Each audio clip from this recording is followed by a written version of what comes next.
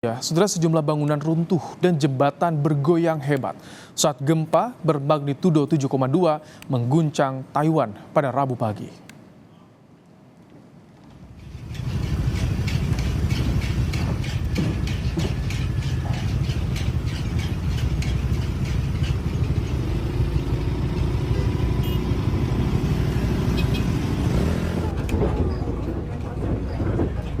Gempa yang berpusat sekitar 18 km selatan kota Hualien menyebabkan sejumlah bangunan bergoyang hebat. Salah satu jembatan, kuatnya gempa memaksa sejumlah pengendara motor dan mobil menghentikan kendaraannya. Mereka tampak berupaya menahan diri agar tidak terjatuh.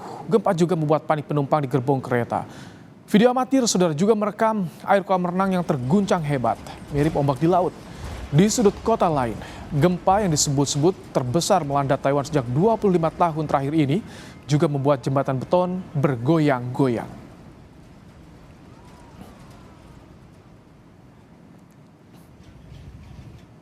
哦天哪，看这是什么东西啦？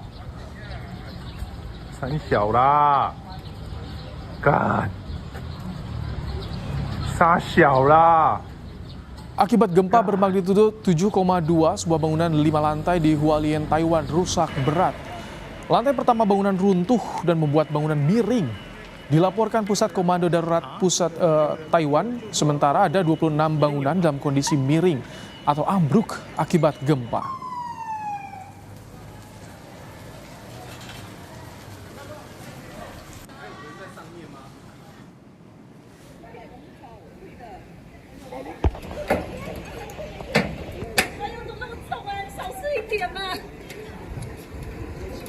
Badan Pemadam Kebakaran Nasional mengevakuasi sejumlah warga dan anak yang terjebak di bangunan yang ambruk dan miring. Saat ini Badan Pemadam Kebakaran Taiwan menyebut ada 4 orang tewas di Kabupaten Hualien dan sedikitnya 57 orang terluka dalam bencana gempa bumi bermagnitudo 7,2 yang mengguncang Taiwan. Akibat gempa, layanan kereta api di seluruh Taiwan dihentikan.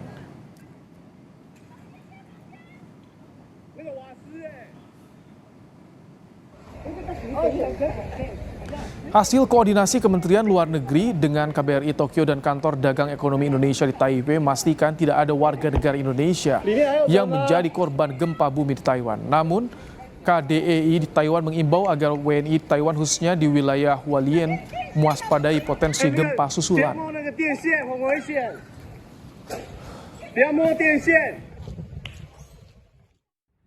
Ya, dari Kemlu sudah melakukan koordinasi dengan KDI Taipei dan juga dengan KBRI Tokyo.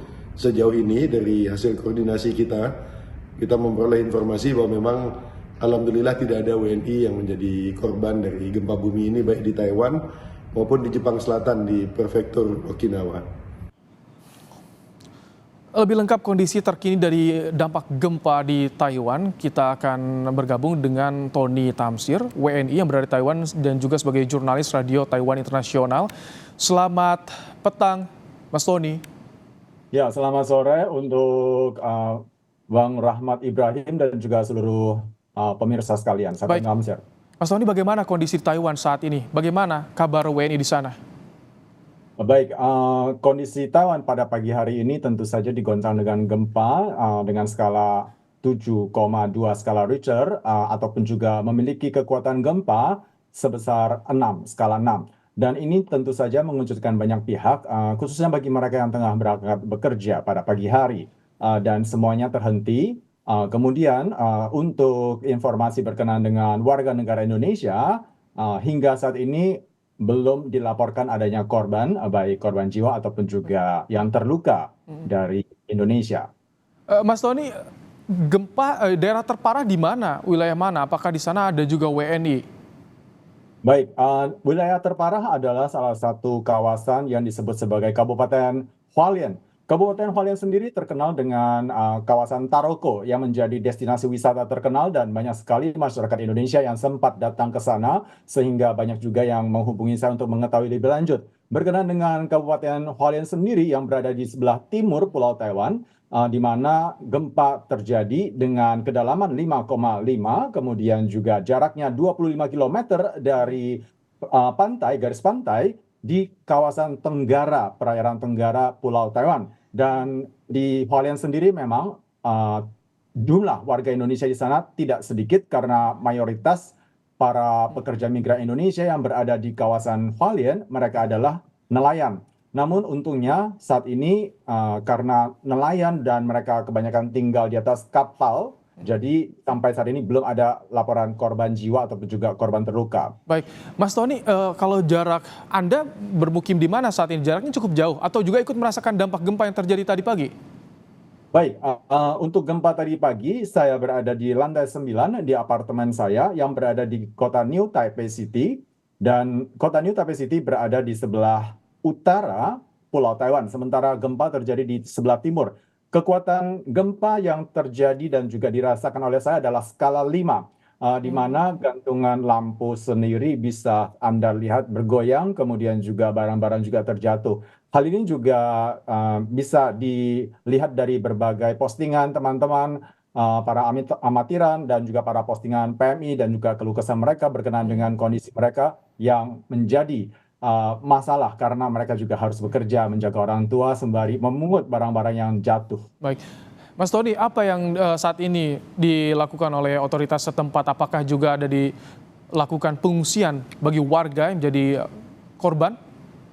Baik, untuk Taiwan sendiri memang setiap kali ada bencana, pihak pemerintah tentu akan segera menerjunkan satuan khususnya. Namun kali ini untuk gempa yang berada di Hualien, boleh dikatakan gempanya skalanya cukup besar, namun untungnya bagian bangunan ataupun juga mungkin saja kerusakan ataupun juga bencana ini tidak sampai menyebabkan banyak orang yang terlibat ataupun juga menjadi korban di dalamnya. Hingga saat ini berita ditayangkan tercatat ada 7 korban yang tewas. Kemudian ada 711 korban yang terluka parah dan juga ringan. Dan ada 2 bangunan di kawasan Hualien yang roboh. Sementara 1 bangunan lainnya di kawasan New Taipei, tepatnya di Zhonghe, itu yang roboh. Jadi kurang lebih ada 3 bangunan yang roboh, sementara jumlah bangunan yang retak-retak ataupun juga yang miring dan lain sebagainya, kurang lebih sekitar 90-an bangunan. Baik, Mas Tony, sampai sore ini ada dirasa gempa susulan tidak?